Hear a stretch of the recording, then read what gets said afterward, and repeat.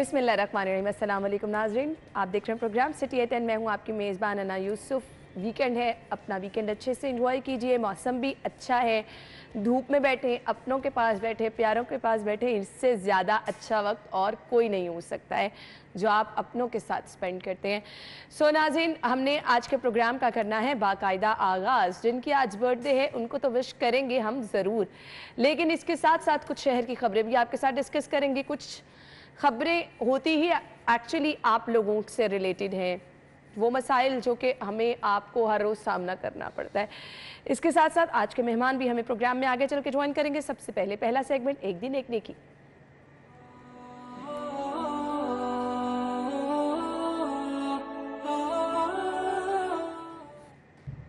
आज का पैगाम आप तक पहुंचाएंगे। रसूलुल्लाह सल्लल्लाहु अलैहि वसल्लम ने ये फरमाया कि अगर एक शख्स जो गलती करता है लेकिन अपनी उस पर गलती पर नदामत का इजहार भी करता है, यानी आपका मुलाजिम है, खादिम है या काम करने वाला है, अगर उससे कोई गलती हो जाती है तो वो अपनी गलती पर शर्मसारी का, नदामत का इजहार करता है, तो फरमाया कि जो उसको माफ़ करेगा अल्लाह ताला क़यामत के दिन उसको माफ़ कर देगा। और ये बहुत बड़ी बात होती है कि एक इंसान से गलती हो और फिर वो अपनी गलती को तस्लीम करके उस पर नदामत का इजहार करे। इसके मुकाबिल में एक रवैया तो ये होता है कि गलती भी करते हैं, यानी चोरी ऊपर से सीना जोरी, ये रवैया काबिल तहसीन नहीं होता। लेकिन वो शख्स के जो गलती कर बैठता है वो फिर नदामत और शर्मसारी का इजहार करता है, तो उसके साथ हमारा रवैया हमेशा मुआफ़ी का और दरगुज़र का होना चाहिए। हाँ, वो शख्स के जो ढटाई का मुजाहरा करता है तो उसके इस्लाह का जो पहलू उस वक्त की मुनासबत से हो तो उसको इख्तियार किया जाना चाहिए। यानी ये बात हमेशा जहन में रखी जानी चाहिए कि हम इंसान हैं, बशर हैं, हमसे भी बड़ी ताकत मौजूद है। अगर हम अपनी गलती करते हैं और उस पर नदामत और शर्मसारी का इजहार करते हैं तो हमसे जो बड़ी ताकत है, जो इस कायनात की मालिक है और खालिक है, वो भी तो हमें मुआफ़ कर देता है। और हम उससे अगर मुआफ़ी के खास्तगार हैं और उम्मीद रखते हैं कि वो हमें मुआफ़ करेगा, तो फिर हमारा रवैया अपने साथ जो रहने वाले लोग हैं या माताहत हैं, हमें उनके साथ भी मुआफ़ी का और दरगुज़र का रवैया इख्तियार करना चाहिए। और अल्लाह सुब्हानहू व तआला इस पर खुशखबरी भी देता है कि जो दुनिया में मुआफ़ करता है किसी को, दरगुज़र करता है किसी की गलती से, अल्लाह सुब्हानहू व तआला क़यामत के दिन उसके गुनाहों से और ख़ताओं से अल्लाह ताला दरगुज़र फरमाएगा, उसे मुआफ़ करेगा। ये था जी आज का पैगाम। प्रोग्राम का बाकायदा आगाज़ एक ब्रेक के बाद करेंगे। Stay with us.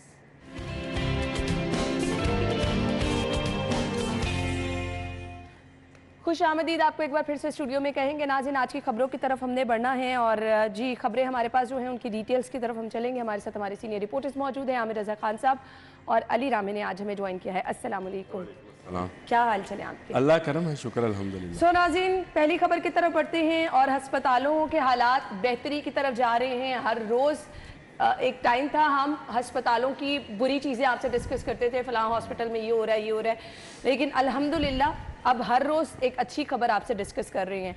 अस्पतालों में अद्वियात की कमी दूर करने का फैसला किया गया। ट्रॉमा सेंटर की तामीर भी जल्द होगी। अफसरान को टास्क मिल गया है। कितना ज़रूरी था आमिर भाई? बहुत ज़रूरी था। और जो जिस तरह से आपने बताया कि पिछले दौर में जब डॉक्टर यास्मीन राशिद साहबा थी तो काम कोई होने को न था। मैं सिर्फ यहाँ की बात नहीं करता, लाहौर की, लाहौर से बाहर भी दीगर शहरों में भी यही सूरत हाल थी। पूरा पंजाब जो था वो सफ़र कर रहा था और ये सफ़र जो था वो अंग्रेज़ी वाला था और दूसरा सफ़र भी कर रहा था क्योंकि जो मरीज़ ऐसा मरीज़ होता था उसको कहा जाता था लाहौर ले जाओ। लेकिन लाहौर की हालत सबसे अबतर थी और यहाँ के हॉस्पिटल के साथ तो शायद इंतकामी कार्रवाई की गई, मुझे ये लगता है ऐसे ही है। अद्वियात नहीं थी, पैरामेडिक स्टाफ जो था वो बदतमीज़ी करता था, डॉक्टर्स नहीं थे, अजीब सी सूरत हाल थी। और डॉक्टर यास्मीन राशिद जिनके नाम के साथ डॉक्टर लगता है, जिसका मतलब मसीहा है या शिफा देने वाला होता है, उन्होंने इन हॉस्पिटल्स को ही मरीज़ बना दिया।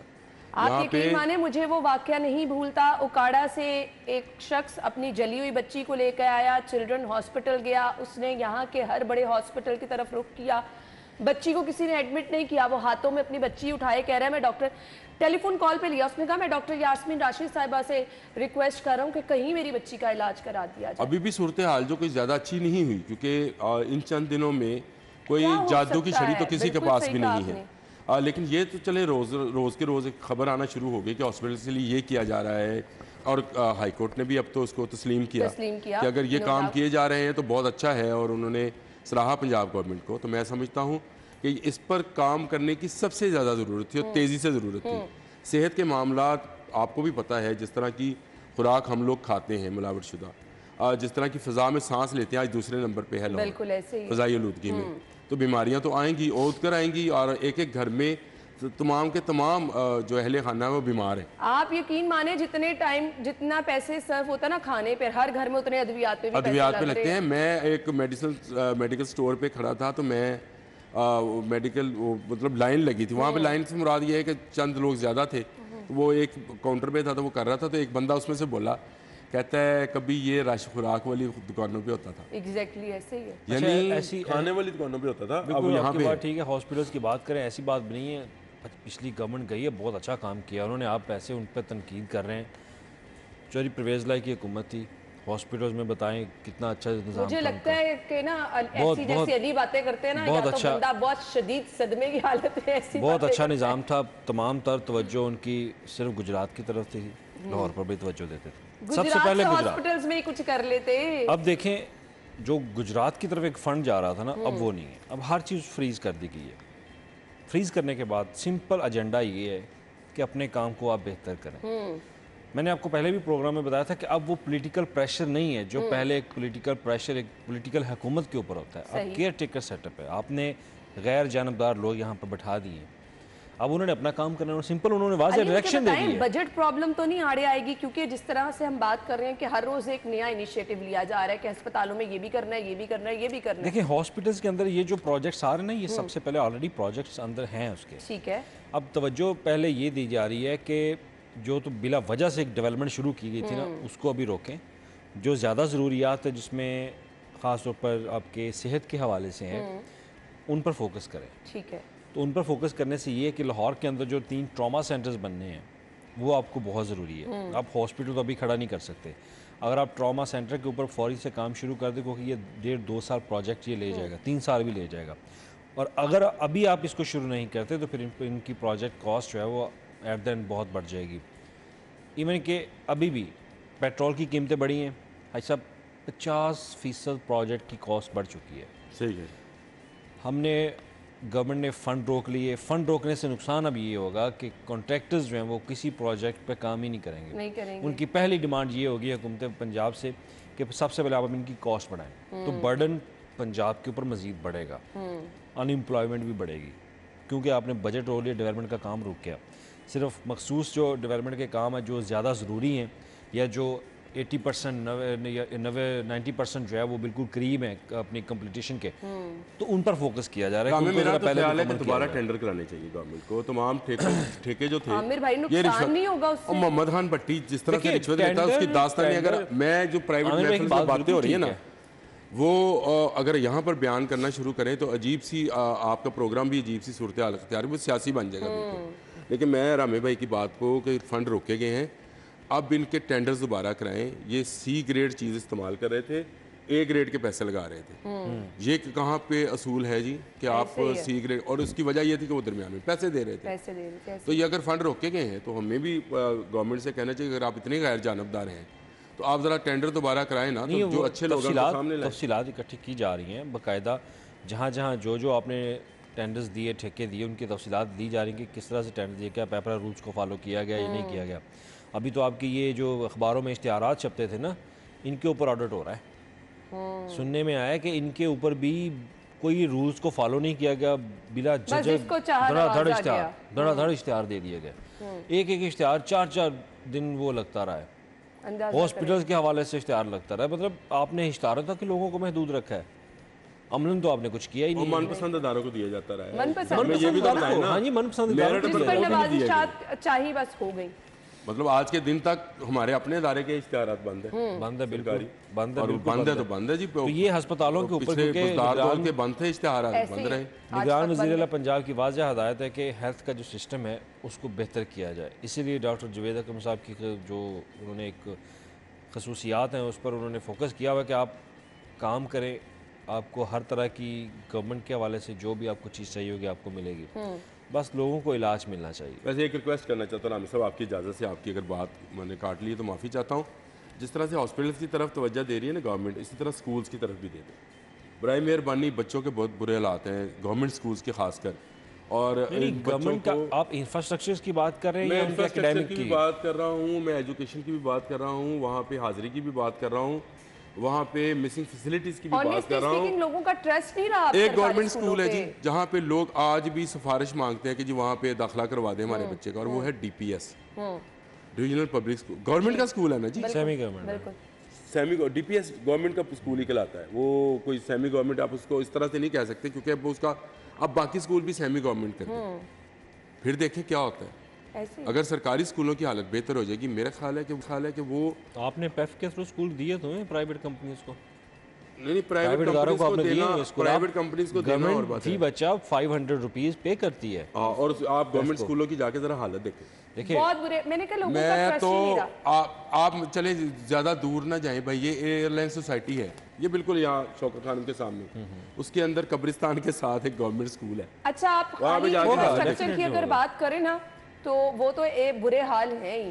तालीम नाम की भी अब वहाँ कोई चीज़ नहीं तो वो है। यही मैं कहता हूँ, नहीं है। उस्ताज़ा की हाजिरी नहीं है, वो आते नहीं हैं, आते हैं तो पढ़ाते नहीं हैं, और पढ़ाना चाहें तो वो पढ़ा सकते नहीं हैं क्योंकि उनकी एजुकेशन वो उस तरह की लेंगे। आपने सियासी भर्तियां की हैं टीचर्स ऐसे ही की है, भी। बिल्कुल ऐसे ही है, बिल्कुल ऐसे ही है। जिस तरह आपने खैबर पख्तूनख्वा में पुलिस में सियासी भर्तियां की हैं, इसी तरह आपने पंजाब में टीचर्स की सियासी भर्तियां की हुई हैं। वो चाहते नहीं हैं पढ़ाना। आपने बहुत सारे इदारे रामे, आप तो हमसे छोटे हो, हमने देखा ये पब्लिक ट्रांसपोर्ट का ऐसा अच्छा अदारा था लाहौर के अंदर, अर्बन ट्रांसपोर्ट कंपनी के नाम से, जो कि इतनी ज़बरदस्त LOS, जहाँ पे अब 1112 है, जहाँ पे उनका अड्डा होता था, बसें बिल्कुल सुबह सुबह लाई जाती थी, फिर उनको निकाला जाता था, लोगों के पास सफरी कार्स थे, वो इस्तेमाल करते। ये लाहौर शहर था, कोई यूरोप नहीं था, लेकिन इसके बावजूद एक अच्छा इंसान था। हुआ क्या कि आपने वहाँ पे यूनियन को खुली छूट दी, उस तरह उन्होंने अपने लोग भर्ती कराए, जिनको भर्ती कराया ना वो काम करना चाहते थे, जिन्होंने भर्ती कराया था वो भी काम नहीं करना चाहते थे। आहिस्ता आहिस्ता क्या हुआ, बसें बिक गई, ख़त्म हो गया। आज आप वहाँ पे 1112 को आपने वो जगह दी हुई है, कहाँ गया LOS? अब मैं यही कहता हूँ कि अगर आप ज़रूर तवज्जो दें, बहुत ज़रूरी है। मैं तो, मेरे जैसा बीमार आदमी तो बिल्कुल कहता है कि जो हॉस्पिटल्स को बहुत अच्छी चीज़ें मिलनी चाहिए, लेकिन इसके साथ साथ हमें अब स्कूल्स की तरफ भी तवज्जो देनी। आप टाइम देखें ना, वक्त के तकाजे क्या हैं। प्राइवेट स्कूलों में नहीं अब लोग अफोर्ड कर सकते, और सरकारी स्कूलों में लोगों का दिल नहीं करता हालात देख के कि अपने बच्चों का एडमिशन कराएं। खैर, एक और खबर है जी मेंटल अस्पताल से, जहां पर सेहतयाब मरीजों को घर वापसी के लिए कमेटी कायम। CM साहब ने कुछ दिन पहले जो दौरा किया, वहां पर बहुत सारे पेशेंट्स ने रिक्वेस्ट ये की थी कि वो सेहतयाब हैं, उन्हें घर जाने की परमिशन नहीं दी जा रही है। अब जी कमेटी मेंटल अस्पताल में ज़ेरे इलाज मरीजों की सेहत की जांच पड़ताल करने के बाद 15 रोज़ में वज़ीर आला को सिफारिशात पेश करेगी। जी आमिर भाई। हाँ, ये बहुत ज़रूरी है। मेंटल हॉस्पिटल से सेहतमंद मरीज़ों को निकालना चाहिए, और कुछ बीमार मरीज़ घर पे ही बैठकर ओल फोल बकते रहते हैं, उनको मेंटल हॉस्पिटल शिफ्ट करना चाहिए। ये पेशेंट मैनेजमेंट सिस्टम इसी का नाम है। ये किसको फोकस करके आप कह रहे हैं? मुझे फोकस करने की ज़रूरत ही नहीं है, मैंने तो सिर्फ एक जनरल बात की है कि पेशेंट मैनेजमेंट क्या है। नहीं, कि जो पहले किसको सेहतमंद आपने मरीज़ focus हैं उनको हॉस्पिटल से निकाला अभी जाए, आप ना पूछे, उन्होंने और कह जो दिया। घर में बैठे ओल फोल बकते रहते हैं उनको मेंटल हॉस्पिटल में शिफ्ट किया जाए। इसको कहते हैं पेशेंट मैनेजमेंट सिस्टम। ये है।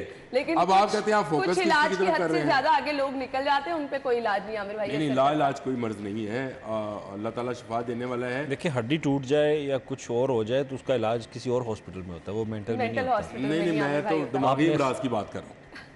मैं तो हड्डी टूटने की बात ही नहीं कर रहा, क्योंकि हड्डी टूटी नहीं है तो इसकी क्या बात करनी। सही।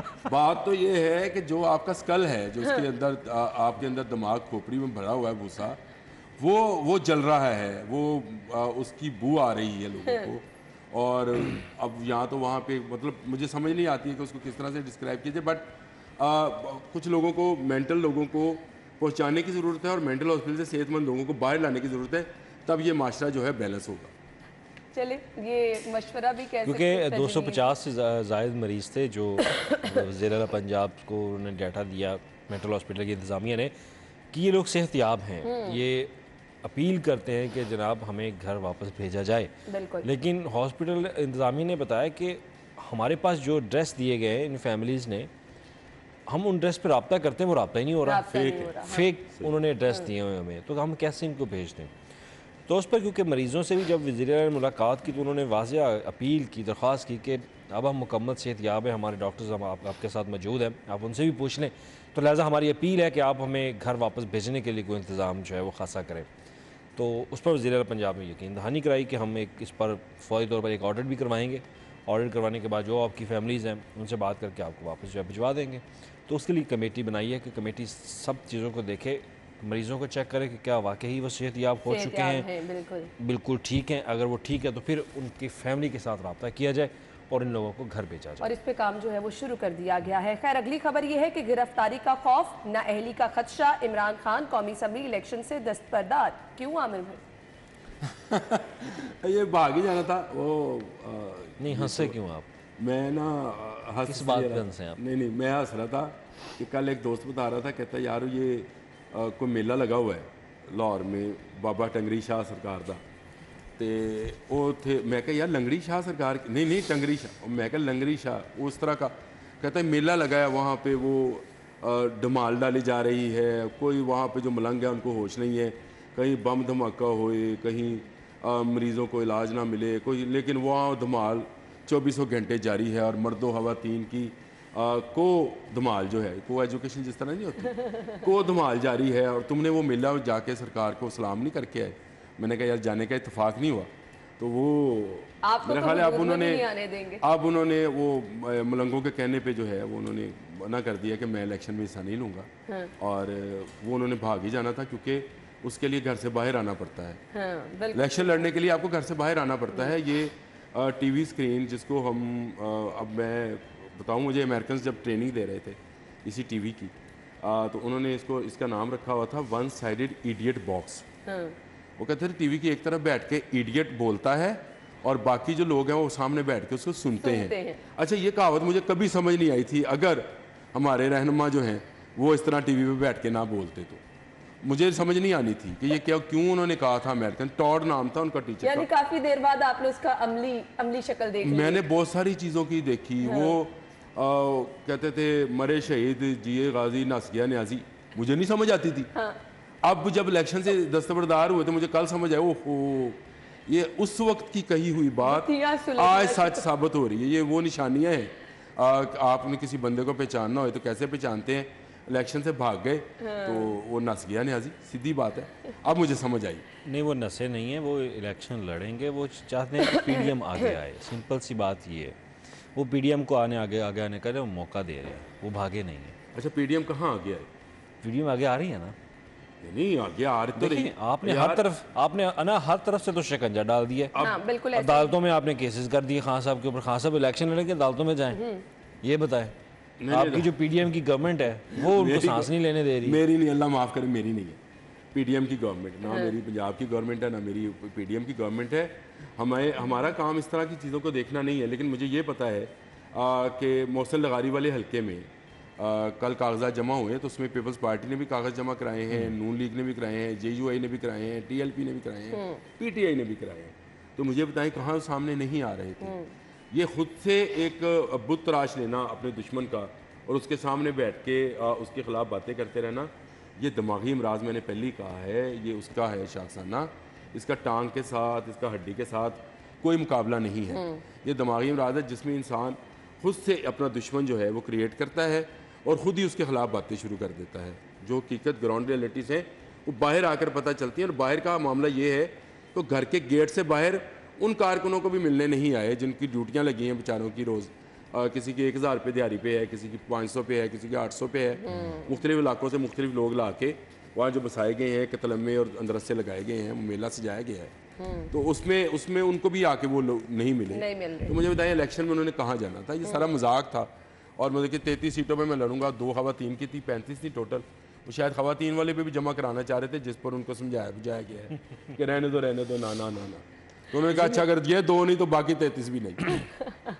अच्छा जी, इंतखाबी मार्के की तैयारी, मरियम नवाज से पार्टी रहनुमाओं की मुलाकातें हुई हैं और इस बार मरियम साहिबा सोशल मीडिया के हवाले से भी खासी एक्टिव नज़र आ रही हैं। जी अली, क्या कहेंगे? देखिए, सबसे पहले तो उनके लिए सबसे बड़ा चैलेंज है महंगाई। महंगाई, बिल्कुल। क्या महंगाई की इस हर बढ़ती हुई बंदे का लहर सहने की में, मसला है। महंगाई की इस बढ़ती हुई लहर, आप तो कहर कह सकते हैं इसको, क्या वो अपना बयानिया जो है वो मजबूत कर पाएंगी कि नहीं, ये एक बहुत बड़ा चैलेंज है उनके लिए। अगर आप ये कहें ना कि वो जहाँ भी जाएंगे तो उनको लोग जो है बहुत ज़्यादा उनको इस्तकबाल करेंगे, वेलकम करेंगे, भाई हर बंदे के मुंह से ये निकले कि महंगाई आपने कहा की। बिल्कुल। ये तो वही लोग निकलेंगे जिनको पैसे दे के आप बुला लेंगे। अदरवाइज जो खुद से लोग आते हैं ना, मेरा नहीं ख्याल कि वो अब उन लोगों की तादाद बढ़े, क्योंकि वो लोग तो बेचारे दिहाड़ीदार मजदूर हैं। उन लोगों ने तो अपनी मजदूरी के लिए निकलना है। ठीक है, अगर चीफ ऑर्गेनाइज़र जो है निकलेंगी, सबसे पहले तो अपने पुराने कारकुनान जो हैं उनके साथ इनको अपना वाबस्ता जो है, वाबस्तगी जो पहले जो थी वो शुरू करनी चाहिए इनको। सिंपल सी बात ये है, आपका पहले कारकुन बहुत मुतासर यहाँ पे ना नज़रअंदाज हुआ था। हमजा शहबाज साहब की गवर्नमेंट आई, कुछ नहीं किया उन्होंने, किसी से मुलाकात नहीं की। आपको निचली सतह तक जाना पड़ेगा सियासत के लिए। ठीक है, आप माना कि आप चीफ ऑर्गेनाइज़र बन गए, लेकिन अगर आप नीचे ग्रास रूट लेवल तक जाएंगी तो फिर आपको पता चलेगा कि आपने आगे से ऊपर इन लोगों को कैसे ऊपर लेकर आना है। और दूसरा, जो नाराज़ कारकुनान है कम अज़ कम उनको बनाएं।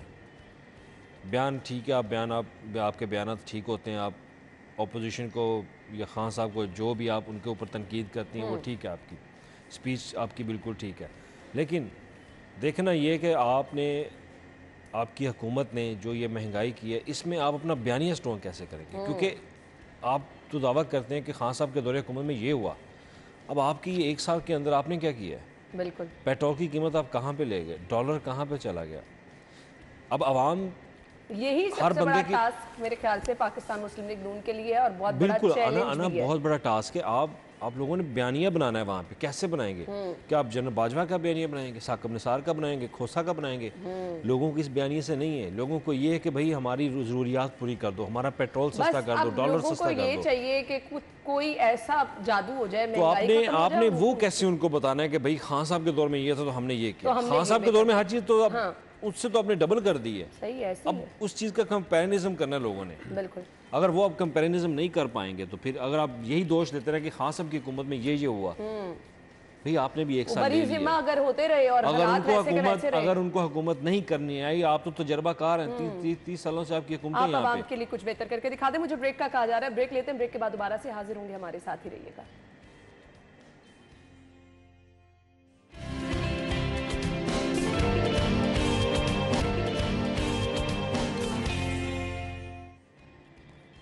एक बार फिर से खुशामदीद कहेंगे। खबर यह है, कलमा चौक अंडरपास मंसूबे पर अहम पेशरफ्त हुई है। मौजूदा बैरल की खुदाई का काम 50% मुकम्मल हो गया है।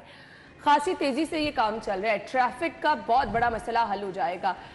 अभी जो सूरत हाल है, अभी तो हमें ट्रैफिक हर जगह ब्लॉक की नज़र आ रही है।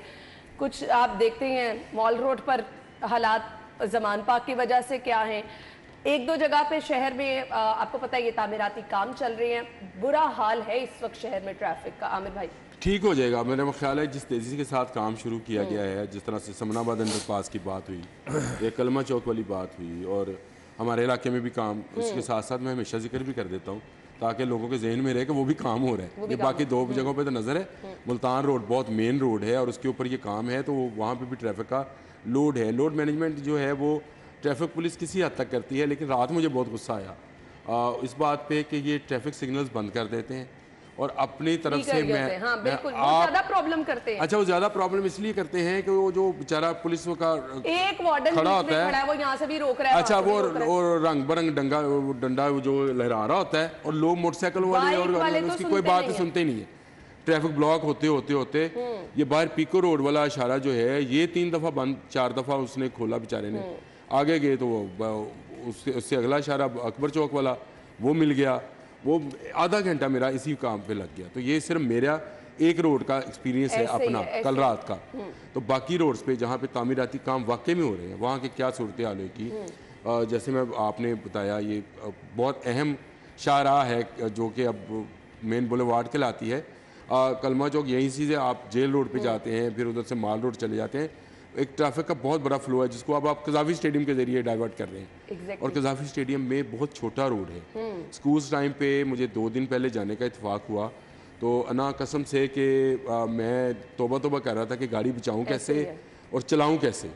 इतनी ट्रैफिक और इतना करीब क्योंकि वो बहुत छोटी रोड है, वो शराय आम तो थी नहीं, पहले कभी भी नहीं थी। बिल्कुल। उसको तो गेट लगे हुए थे, बंद होती थी। वहाँ पे नहीं आप जा चले आपने खोल दी, और खोलने के बाद उसकी जो सूरत हाल है, मैं तो हैरान हूँ कि लोग जो हैं वो किस तरह से अपने बच्चों को लेने जाते हैं और किस टेंशन में रहते हैं वो, कि उनको समझ नहीं आती, हॉर्न पे हॉर्न, हॉर्न पे हॉर्न, हॉर्न पे हॉर्न। और ये ट्रैफिक मैनेजमेंट जो है इनसे हो नहीं पा रही है।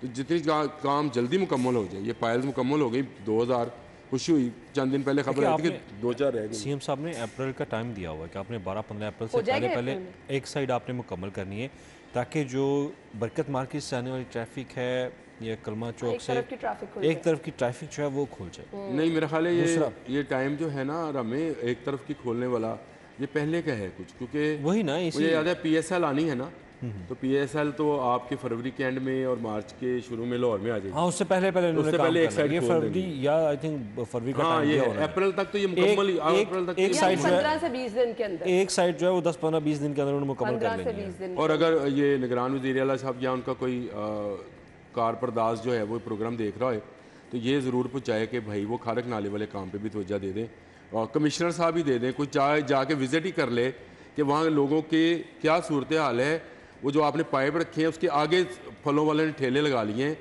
एक गाड़ी के और गुजरने की बिल्कुल जगह भी इतना नहीं सा रह रास्ता होता है जिससे लोग गुजर के जा जैसे, रहे और होते 2 तरफा ट्रैफिक है हैं। ऐसे उसके, ही है 2 तरफा ट्रैफिक। तो बड़ा प्रॉब्लम है। उस पर भी अगर आपकी नज़र आ जाए तो शायद वो काम भी जल्दी भी हो जाए और कुछ सहूलत लोगों को, वहाँ के रहने वालों को भी मिल जाए। आपको पता है आप वहाँ के लोगों की तर्जुमानी करते रहते हैं। भाई जगह जो अपनी रहते हैं वहाँ पे, मैं रहता हूँ, मैं रोज गुजरता हूँ, क्या है ना, मैं रोज अभी मैं सुबह गुजर के आया हूँ ना, मुझे पता है कि मैं आधा चलने घंटा के लिए पहले रोड निकला बचता क्या है ना, इंक्रोचमेंट इतनी हुई पड़ी है, आपकी सोच है। बिल्कुल हम सही एक लेन के ऊपर चलते हैं। अब ये कच्चा जेल रोड है, एक लेन के ऊपर सारे सफर कर रहे हैं। ऐसे ही है। ये अभी रामी ने अभी आके आपको बताया कि एक ट्रक लगा, LWMC का ट्रक जा रहा है, बस उसके पीछे है सारे। ऐसे ही है, आपने बिल्कुल लेफ्ट ऐसे हो सकते हो ना राइट हो सकते हो।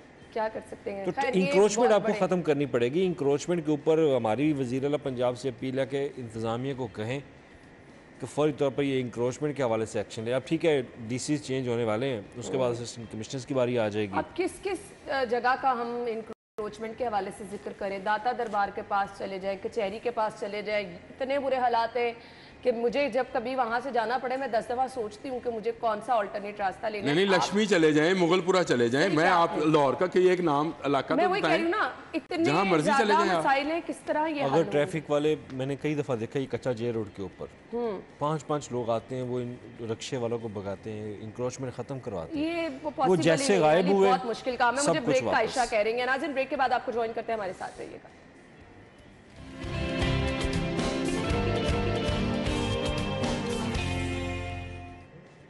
एक बार फिर से आपको खुशामदीद कहेंगे। नाज़रीन, तजावुज़ात एक बड़ा मसला, जिन्होंने कहा कि जब तक ये हल नहीं होगा शहर के ट्रैफिक के मसाइल हल नहीं होंगे। सो ये जो शहर में जगह जगह एहतजाज हो रहे हैं और एक एहतजाज बिला वजह हो रहा है, ये क्या है? कौन सा बिला वजह से आया? एहतजाज नहीं हो कर रहा, दिए। वो एक हिसार बनाया हुआ है और उसको उसके अंदर बंद किया हुआ है। और हर रोज 5-6 बजे जब मैं टीवी लगाती हूँ तो वो मॉल रोड पे एक लंबी लाइनों की आपको मैं फुटेज ना नजर आ रही होती है। मैं ना अपने एक बच्चों सियासी जमात है, आप सियासी जमात मैं के ना एक एहतजाज हो रहा है। अपने बच्चों के साथ गया तो जू में ना, ये लाहौर जू की बात सुना रहा हूँ आपको, तो एक वो बड़ा बंदर था, उसकी तरफ वो पिंजरे के आगे तक भी नहीं आप जा सकते। तो मैंने वो गार्ड को बुला लिया, मैं कहा यार बाकी बांदर ते इर्द गिर्द फिरते पे ने, तो तुसी सानू क्यों नहीं ਇਹਦੇ ਕੋਲ ਜਾਂਦੇ? ਕਹਿੰਦੇ ਤੁਸੀਂ ਬਾਂਦਰ ਤੇ ਨਹੀਂ। ਮੈਂ ਕਿਹਾ ਜੀ ਨਹੀਂ, ਤੇ ਕਹਿੰਦਾ ਤੁਸੀਂ ਇਨਸਾਨ ਹੋ, ਇਸ ਬਾਂਦਰ ਦੇ ਕੋਲ ਕੋਈ ਨਾ ਜਾਵੇ, ਇਸ ਲਈ ਬਾਕੀ ਬਾਂਦਰ ਛੱਡੇ ਨੇ, क्योंकि बांदर ਕੱਟਦੇ ਨੇ इस बांदर ਦੇ ਕੋਲ। ये मैं आपको ऐसे सच्चा वाकया सुना रहा हूँ आपको। तो ये उसने मुझे कहा, कहता तू बांदर। उन्होंने सवाल एहतजाज का किया, आप किधर यार मुझे जेल में आया कि कोई काट ना ले, इसलिए लोग उसको उसके आगे फिर हजार बांधते हैं ताकि वो किसी को काट ना ले, किसी को नुकसान ना पहुंच जाए। आप एहतजाज की कौन से एहतजाज की बात कर रहे थे? अब 15 सेकंड रह गया, मैं इसमें क्या आपसे हल मांगू, पुरअमन क्या एहतजाज तजवीज़ मांगू? मेरे ख्याल से पुरअमन ने एहतजाज छोड़ दे। अब अगले प्रोग्राम में हम इस पे बात करेंगे। थैंक यू सो मच, बहुत बहुत शुक्रिया। हेडलाइंस के बाद ज्वाइन करेंगे। वेदर अपडेट के लिए कोमल के पास जा रही हैं। जी कोमल, ओवर टू यू। जी बिल्कुल अना, लाहौर शहर के मौसम के हवाले से बात की जाए तो सूरज ने चारों तरफ जो है किरणें बिखेर दी हैं, जिसकी वजह से हर तरफ जो है वो हम देख रहे हैं, फूल हों पौधे हों, हर चीज़ जो है वो खिल उठी है और एक अलग सा निखार देखने में नज़र आ रहा है। हल्की हल्की हवाएं भी चल रही हैं और ये आहिस्ता की रफ्तार से जो हवाएं चल रही हैं ये बहुत ही खुशगवार सा मौसम महसूस करवा रही हैं। बात की जाए दर्जा हरारत के हवाले से तो मौजूदा दर्जा हरारत जो है वो 18 डिग्री सेंटीग्रेड रिकॉर्ड किया जा रहा है। ठंडी ठंडी हवाओं के झोंकों को शहरी भी इंजॉय कर रहे हैं, मुख्तलिफ पार्कों में भी मौजूद हैं, घरों में भी छतों पर मौजूद हैं और किन्नुओं के साथ जो है वो इस मौसम को मज़ीद इंजॉय करते हुए जो है वो भी नज़र आए हैं। महकमा मौसमियात ने आइंदा 24 घंटों के दौरान बारिशों के हवाले से कोई भी इम्कान जाहिर नहीं किया। और मैं आपको ये भी बताते चलूँ कि फ़िज़ाई आलूदगी के डेरे जो हैं वो ताहाल शहर लाहौर पर मंडला रहे हैं और आज भी लाहौर का AQI जो है वो 267 रिकॉर्ड किया गया है। ख़तरनाक सिचुएशन है, शहरियों को मोहतात रहने की बेहद ज़रूरत है। और मैं आपको ये भी बताती चलूँ कि जहाँ मौसम जो है वो मुख्तलिफ रंगीनियाँ दिखाता है, वहीं महकमे मौसमियात की जानिब से ये भी बताया जा रहा है कि इस दफ़ा जो है फरवरी के वक्त से ही शहर लाहौर का मौसम मज़ीद तब्दीलियाँ दिखाएगा, दर्जा हरारत में इजाफा रिकॉर्ड किया जाएगा और गर्मी जो है वो इस दफ़ा वक्त से पहले ही शहर लाहौर में अपनी एंट्री दिखाएगी और लग भी ऐसे रहे कि गर्मी वक्त से पहले ही आ जाएगी। खैर, थैंक यू सो मच कोमल, हम ब्रेक के बाद ज्वाइन करेंगे आपको।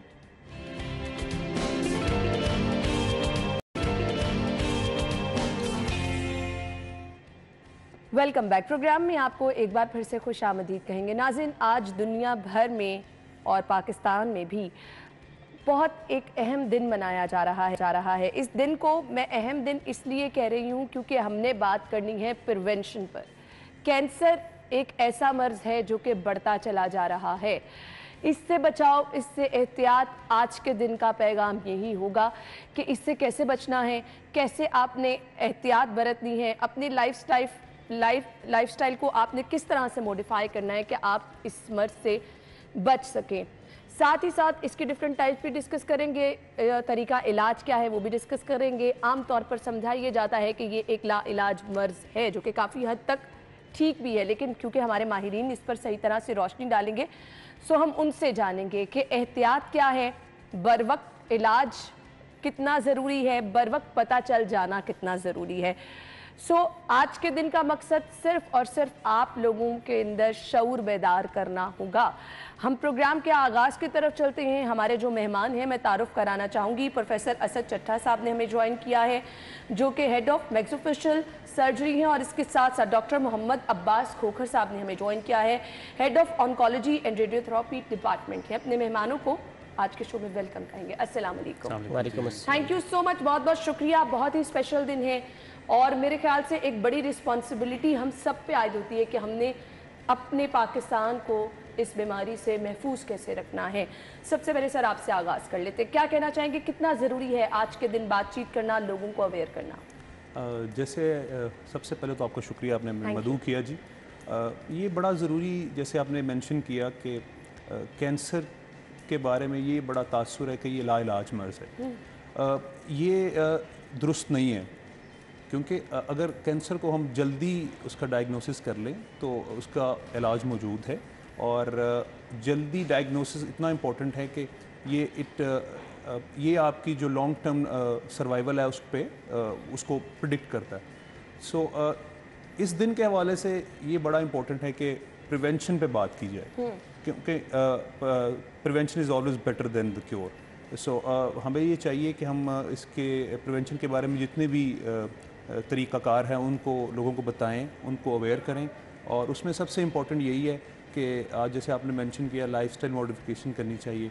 हमारा जो लाइफस्टाइल आजकल, जैसे हमने एक्सरसाइज बिल्कुल छोड़ दी है, हमारी खुराक जो है बिल्कुल नेचुरल नहीं है, उस पर तवज्जो देने की ज़रूरत है। उसके अलावा जो मुख्तलिफ़ किस्म के कैंसर जिस्म में हैं उनकी डिफरेंट किस्म की प्रिवेंशंस हैं।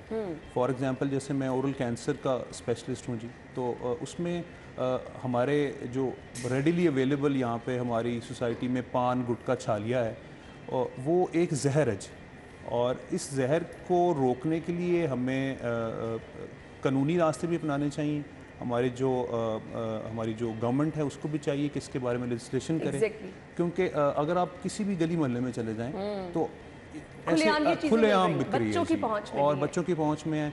इवन अगर आप यूरोप में या कहीं बाहर जाएं तो आप देखें वो सिगरेट भी एक ख़ास उम्र से कम में नहीं देते, लेकिन हमारे यहाँ पे तो कोई पूछने वाला नहीं है। और इस वजह से due to the availability of these things readily वो ये चीज़ें बढ़ रही हैं। और हमें चाहिए कि इस पे भी तवज्जो दें। और फिर अगेन वही कि जी early diagnosis is the key for the management of the cancer. ये बहुत ज़रूरी है कि जितनी अर्ली स्टेज पे आपको पता चल जाए आप इलाज भी उतने बेहतर तरीके से कर सकते हैं। डॉक्टर साहब, मैं आपसे ये जानना चाहूँगी कितना ज़रूरी है लोगों में अवेयरनेस, और फिर सबसे पहले मैं आपसे ये भी जानना चाहूँगी, क्योंकि हम बात कर रहे हैं हमने लोगों को मोहतात रखना है, बचाना है, कुछ वजूहात पे भी रोशनी डालिएगा। आया इसकी वजूहात क्या बनती हैं?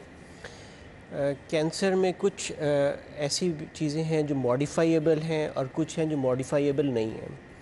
जो हम मॉडिफाइबल नहीं है उसमें मौरूसी तौर पे कुछ कैंसर्स हैं जो फैमिली में या माँ बाप से ट्रांसफ़र हो जाते हैं बच्चों में। ऐसे कुछ म्यूटेशंस हैं जो आगे ट्रांसफ़र हो जाती हैं, उसको तो हम अभी तक इतना चेंज नहीं कर सकते। ठीक है। लेकिन कुछ ऐसी जो चीज़ें हैं जो अपनी आदत हैं, लाइफस्टाइल चेंजेस हैं, जैसे डॉक्टर साहब ने अभी हमें सिगरेट नोशी से परहेज़ करना, हमें अच्छा लाइफस्टाइल, एक्सरसाइज करना, चहलकदमी करना, अपनी खुराक को अच्छा रखना, सफाई का ख्याल करना और अपनी सेहत का ख्याल करना कि हमारे जिस्म को हम जानें और उसमें कोई चेंज आए तो हमें जल्दी डॉक्टर को अप्रोच करना चाहिए। ठीक। ताकि अगर कोई उसमें ऐसी चीज़ ख़तरनाक चीज़ खुदा न खास्ता आ रही है तो हमें पता हो कि वो जितनी जल्दी पकड़ी जाएगी उतना छोटा और कम सख्त इलाज होगा और उसके बाद क्योर के चांसेस भी उतने बढ़ जाते हैं। जी ठीक है। सो ये वो चीज़ें हैं जो कि आपको एहतियात के तौर पर करनी है। सबसे पहले तो अपने लाइफस्टाइल को देखिए, हेल्दी खाएं, एक्सरसाइज, वॉक रूटीन का हिस्सा बना लें, चाहे आप किसी भी एज ग्रुप में हैं। ये वो चीज़ें हैं जो कि आपको किसी भी बीमारी, ना सिर्फ कैंसर बल्कि कोई भी बीमारी, उसके चांसेस जो हैं वो कम कर देती हैं। सर, ओरल कैंसर की वजूहात मुझे बता दें, पाकिस्तान में क्या इसका जदीद इलाज मौजूद है और हमने इससे बचाव कैसे करना है? जी, बड़ा अच्छा क्वेश्चन है आपका। ओरल कैंसर की वजूहात में जी, जैसे मैंने पहले मेंशन किया, एक तो डॉक्टर साहब ने बड़ा अच्छा पॉइंट बताया कि there is a genetic element to this disease. वो तो आउट ऑफ कंट्रोल है हमारे, उसको हम कंट्रोल नहीं कर सकते। लेकिन the second thing is that these lifestyle modification जिसमें आती है हमारी जो खुराक है जी, गुटखा, पान, छालिया, सुपारी, और जब ये मिल जाते हैं स्मोकिंग के साथ, then there is a cumulative effect. और खुदा न खास्ता वो पेशेंट्स जो फिर ड्रिंक भी करते हैं साथ, तो फिर 3 गुना उसके चांसेस बढ़ जाते हैं। ये इनके मेजर कॉजेज़ हैं जी। इसके अलावा एक और कॉज जो नॉर्मली लोगों को पता नहीं होता, किसी भी मुंह के अंदर कोई ऐसा रिपीटेड ट्रॉमा हो रहा है किसी शार्प टूथ की वजह से, या अगर आपने कोई ऐसी कोई मुंह में डेंचर या कोई ऐसी चीज़ लगवाई हुई है जिसकी कोई शार्प एज ऐसा है जो रिपीटेड ट्रॉमा एक जगह पे कर रहा है। फॉर एग्जांपल, पेशेंट्स कई दफ़ा चीक बाइट होता है एक जगह पे, तो उसकी वजह से, रिपीटेड ट्रॉमा की वजह से भी कैंसर होने के चांसेस हैं। अच्छा। ये बड़ा important, this is a red line. अब ये देखिए, ये बिल्कुल नॉर्मल चीज़ है और हम इसको नज़रअंदाज भी कर देते हैं। जी। अच्छा जी, आप अपने दांतों का कोई इलाज करा रहे हैं? जी। आप बहुत सारे लोग ब्रेसेस का इस्तेमाल करते हैं, इन चीज़ों में भी आपको मोहतात रहने की ज़रूरत है? जी, मोहतात रहने की ज़रूरत उस सेंस में है कि अगर वो कहीं ज़ख्म कर रही हैं, ठीक है। और इसके अलावा जो निशानियाँ आपने पूछी हैं उसमें अगर आपके मुंह में कोई स्वेलिंग है या कोई ऐसा अल्सर है जो कि 2 हफ्ते तक भरा नहीं है जी, ठीक है, तो फिर अलार्म शुड रेज और आपको ज़रूर किसी स्पेशलिस्ट को दिखा लेना चाहिए, क्योंकि हमें देख के कुछ थोड़ा अंदाज़ा हो जाता है कि ये खुदा न खास्ता मैलिग्नेंट है या ये नॉर्मल अल्सर है। और अगर हम ज़रूरत महसूस करेंगे तो फिर हम उसकी इन्वेस्टिगेशन की तरफ जाते हैं। For example, we need a biopsy some time, हम छोटा टुकड़ा लेके उसका, तो उसका टेस्ट कराते हैं हिस्टोपैथोलॉजी, और वो कंफर्म करता है कि आया ये कैंसर है या कोई और चीज़ है जी। और इस पे ऊपर आगे हम बेस करते हैं तरीका इलाज को। अगला आपका क्वेश्चन था तरीका इलाज पे कि जदीद यहाँ पे मौजूद है जी। अल्हम्दुलिल्लाह जी, I have been to Ireland, I have been to Germany, Allah का शुक्र है, we are doing a very good job here in Pakistan. All the possible treatments available in whole of the world are available in Pakistan।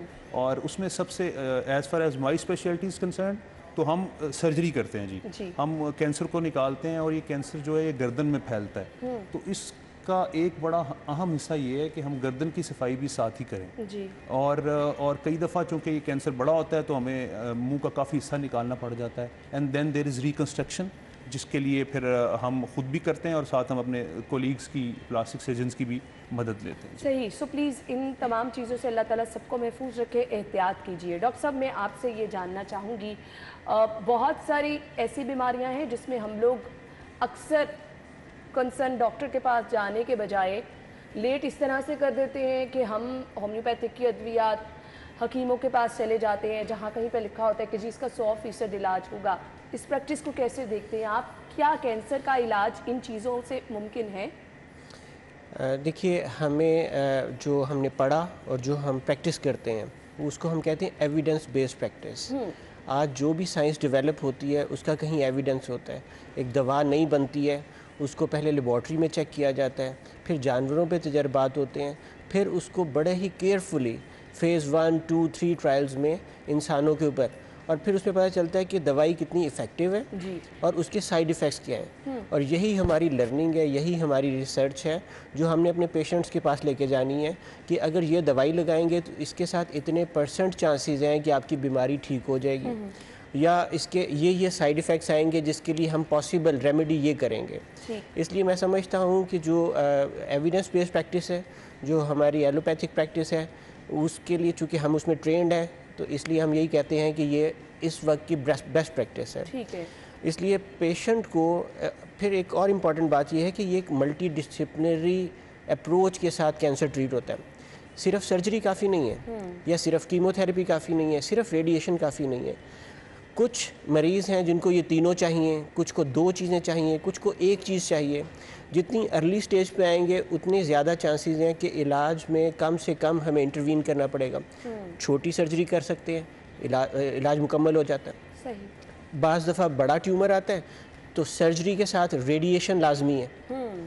उससे बड़ा आ जाता है, इधर गर्दन में आ गया, जैसे डॉक्टर साहब ने बताया, हेड एंड नेक की मैं मिसाल दूंगा, तो फिर कीमोथेरेपी ऐड करनी पड़ जाती है और इलाज की ड्यूरेशन सख्ती बढ़ती चली जाती है कि जितना डिले कर देंगे और उसकी कामयाबी के इम्कानात भी उतने कम होते चले जाते हैं। तो मैसेज आज के दिन का ये है कि एक तो इसके बचाव के लिए लाइफस्टाइल मॉडिफिकेशंस, और अगर किसी को कोई सिम्टम्स हैं, कोई अलामात आ रही हैं, तो जल्दी डॉक्टर के पास जाना और उससे रब्ता करके उसके मुताबिक इलाज करना। जी। मुझे ये बता दें, बहुत सारे लोग ये कंसर्न होते हैं, पता नहीं हम इलाज कराने लगेंगे, क्योंकि इस बीमारी में ये भी देखा गया है कि इलाज के मराहिल इतने तकलीफ दे होते हैं कि लोग कहते हैं हम इलाज ना कराएं तो हम ज़्यादा बेहतर रह रहे हैं। ये प्रैक्टिस कैसे देखते हैं आप? ये जी खौफ बहुत ज़्यादा है, लेकिन ज़रूरी नहीं है कि हर मरीज़ को कीमोथेरेपी लगे, ज़रूरी नहीं है कि हर को रेडिएशन लगे, ज़रूरी नहीं कि सबकी सर्जरी हो, और ज़रूरी ये भी नहीं है कि सबकी बड़ी सर्जरी हो। जी। लेकिन हर मरीज़ मुख्तलिफ है, हर बीमारी मुख्तलिफ है जी। और उसके मुताबिक उसको दवा तजवीज़ की जाती है। साइंस डेवलप कर रही है, नई दवाइयाँ आ रही हैं, टारगेटेड थेरेपीज़ आ रही हैं, जिसमें अब जो ट्रेंड है वो है कि टॉक्सिसिटीज़ को कैसे कम किया जाए, मरीज़ की तकलीफ़ को कम करना, इलाज करना और साइड इफ़ेक्ट्स को भी कम करना। इसमें कीमोथेरेपी के बाद अब इम्यूनोथेरेपी और टारगेटेड थेरेपीज़ की दुनिया उसकी तरफ जा रही है कि उसके साथ ना तो बाल झड़ते हैं, ना उसके साथ वॉमिटिंग वगैरह इतनी आती है, और साइड इफ़ेक्ट्स बहुत मामूली से हैं, लेकिन उसके साथ एफिकेसी बहुत बढ़ गई है। इसलिए एक दफ़ा डॉक्टर से मिल के अपनी ऑप्शंस को डिस्कस कर लेना बहुत ज़रूरी है कि हम पीछे बैठे रहें और यही सोचते रहें कि इलाज बहुत सख्त है। ज़रूरी नहीं है कि अब भी इलाज उस मर्ज़ में उतना ही सख्त हो, अब बहुत अच्छे इलाज भी मौजूद हैं। सही। सो इलाज मुमकिन भी है, बर वक्त करवाना बहुत ज़रूरी भी है, क्योंकि इससे आपकी ज़िंदगी की क्वालिटी जो है वो भी बेहतर रहेगी और चांस भी बढ़ जाते हैं कि आपको इलाज अगर फौरी तौर पर मिल गया तो आपकी ज़िंदगी कम अज़ कम जो है वो यकीनी हो सकती है। एज ग्रुप भी क्या इसमें मैटर करता है? और फिर अगर खुदा ना खास्ता किसी को डायबिटीज़ है, हाई ब्लड प्रेशर है, हार्ट पेशेंट कोई है, सो उनके लिए फिर क्या इलाज का तरीक़ेकार होता है? जी, एज ग्रुप डेफिनेटली डिपेंड करता है जी। कुछ कैंसर्स होते हैं जो अर्ली एज में ज़्यादा आते हैं। As far as oral cancer is concern, तो generally it use to occur in late 4th and 5th decade normally. लेकिन हमने बड़ा एक डिफरेंट ट्रेंड अब नोट किया है कि रिसेंटली हमने यंग लोगों में भी इसको देखा है। और जैसे डॉक्टर साहब ने फरमाया था कि जेनेटिक कंपोनेंट जिसका है वो इसमें ही has played a very big role in this. और यंग एज में चूँकि आ रहा है, तो यंग एज में जब कैंसर खुदा न खास्ता आता है तो वो ज़्यादा ख़तरनाक भी होता है, क्योंकि बेसिकली तो ट्यूमर से अगर आसान लफ्ज़ों में बताऊं तो ये एक अनकंट्रोल्ड ग्रोथ ऑफ सेल्स होती है। तो यंग लोगों में ग्रोथ का पोटेंशियल ज़्यादा होता है, तो उसमें ये कैंसर भी ज़्यादा तेज़ी से फैलता है। और बूढ़ों में और लेट एजेस में इनकी प्रोग्नोसिस बेहतर होती है। और दूसरा जो आपका दूसरा पार्ट क्वेश्चन का था कि इसको कोमॉर्बिड्स जो हैं, जैसे उनकी इम्प्लीकेशंस ट्रीटमेंट पे तो ज़रूर हैं। फॉर एग्जांपल अगर एक मरीज़ है जिसे कोई कोमॉर्बिड नहीं है तो he is a better candidate for surgery, लेकिन अगर उसमें कोमॉर्बिड्स हैं तो डेफिनेटली फिर हमें ज़्यादा एहतियात करनी पड़ती है। डॉक्टर साहब सेम क्वेश्चन मेरा आपसे होगा। अगेन मेरा आंसर ये है कि मल्टी डिसिप्लिनरी अप्रोच। मरीज़ इम्पॉर्टेंट है, लाइफ इज़ प्रेशियस, उसका ख्याल करना और उसको 360 डिग्री देखना। सिर्फ हम ये नहीं कर सकते कि सर्जरी करके चले जाओ भाई, कीमो लगा दी है बस मेरा यही काम था।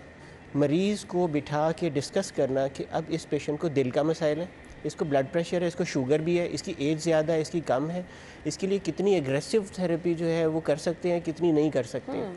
ये सारे डिसीजन एक टेबल पे बैठ के डिफरेंट स्पेशलिटीज़ आपस में एक दूसरे के साथ डिस्कस करके ताउन करके मरीज़ के बेस्ट इंटरेस्ट में डिसाइड करते हैं। और ये इम्पॉर्टेंट चीज़ है कि कैंसर हेट्रोजीनस डिज़ीज़ है, एक डिज़ीज़ नहीं है ये, मतलब इसकी बहुत सारी टाइप्स हैं और इलाज भी बहुत मुख्तलिफ हैं। तो उस मरीज़ के मुतालिक, उस मरीज़ के मुताबिक, उसकी बीमारी के मुताबिक इलाज करने बहुत से डॉक्टरों को इकट्ठे बैठ के फिर फैसला करना होता है, और यही दुनिया भर में प्रैक्टिस की जा रही है। सही। डॉक्टर साहब, आज के दिन की मुनासबत से देखने वालों के लिए मैसेज क्या होगा आपका? मैसेज यही है जी कि जो आपने पहले क्वेश्चन किया था कि खौफ में मुब्तला होने की ज़रूरत नहीं है। हर कैंसर ख़तरनाक नहीं है। एक कैंसर अगर मुंह में आता है या गर्दन पे आता है तो हमें उसको स्पेशलिस्ट को दिखा लेना चाहिए, वो दिखाएगा, क्योंकि बिनाइन और मैलिग्नेंट दो किस्म के कैंसर होते हैं। सो सिर्फ आंखें बंद कर लेने से अगर आप ये समझेंगे कि खुदा न खास्ता वो गायब हो जाएगा तो ऐसा नहीं होगा। मेरा मशवरा यही है जी सबको कि आपको कोई भी सिम्टम्स ऐसे आएँ तो आप जल्द से जल्द अपने स्पेशलिस्ट से रब्ता करें ताकि वो उसका डायग्नोसिस बनाए और आपके इलाज को आगे लेके चले। डॉक्टर साहब, आपका मैसेज क्या होगा? जी बिल्कुल जी, lifestyle modification prevention is very important. पान गुटखा छादिया इसके ऊपर पॉलिसी बनाना और इसको कम से कम करना, एज को लिमिट करना, सिगरेट नोशी से परहेज़, इसके ऊपर टैक्सेस को ऐसे बढ़ाना कि इसकी एक्सेस कम होती चली जाए। और एजुकेशन इन स्कूल्स करिकुलम के अंदर हमारे ये इन्वॉल्व हुए कि हाथों को कैसे धोना है, सफाई का कैसे ख्याल करना है, सिगरेट नोशी कितनी मुज़र है, ये सब चीज़ों के लिए ये सब चीज़ें मिल के इसको रेट को, कैंसर के बढ़ावे को कम करने में मददगार साबित होंगे। Thank you so much doctor साहब, बहुत अच्छा message. Thank you so much, आपके वक्त का भी बहुत बहुत शुक्रिया। नाज़रीन, एहतियात आप लोगों ने करनी है और आपको बता दिए कि किस तरह से अपने लाइफस्टाइल को जो है वो मॉडिफाई करना है, किन किन चीज़ों का ध्यान रखना है। खुदा न खास्ता अगर कोई सिम्टम्स हो तो फौरी तौर पर अपने डॉक्टर से रिजू भी करना है, लेकिन एहतियात से आप इन सब चीज़ों से महफूज रह सकते हैं। वंस अगेन बहुत बहुत शुक्रिया आप लोगों के वक्त के लिए। नाज़रीन, हम एक ब्रेक के बाद ज्वाइन करेंगे आपको।